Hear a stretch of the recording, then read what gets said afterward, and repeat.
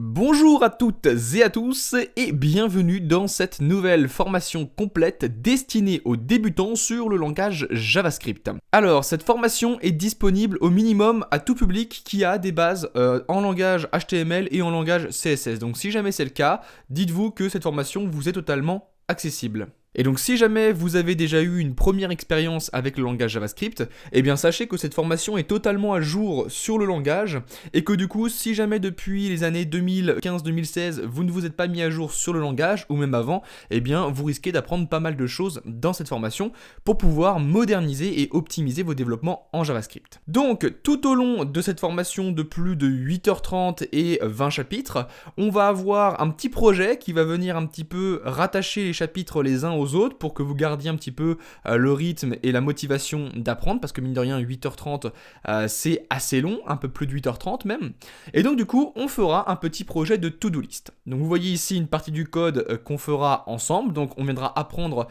comment créer tout ça ensemble pour que vous ne tapiez pas simplement des instructions sans comprendre ce que vous faites. Et donc du coup le résultat final, le voici, ce sera une petite to-do list. Donc une to-do list c'est très simple, vous avez un champ dans lequel vous pouvez rentrer une tâche à effectuer et ensuite elle va venir ici s'afficher. Et donc une fois qu'elle est faite, on peut venir cliquer sur un petit bouton ici pour la supprimer et du coup elle est automatiquement supprimée.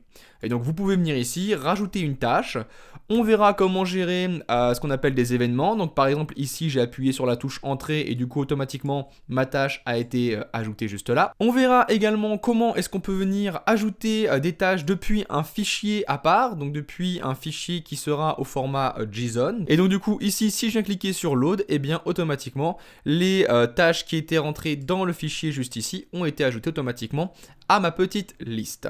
Et donc on aura également une petite option juste là pour venir tout supprimer de la liste si jamais la personne veut supprimer l'entièreté des tâches qui étaient listées.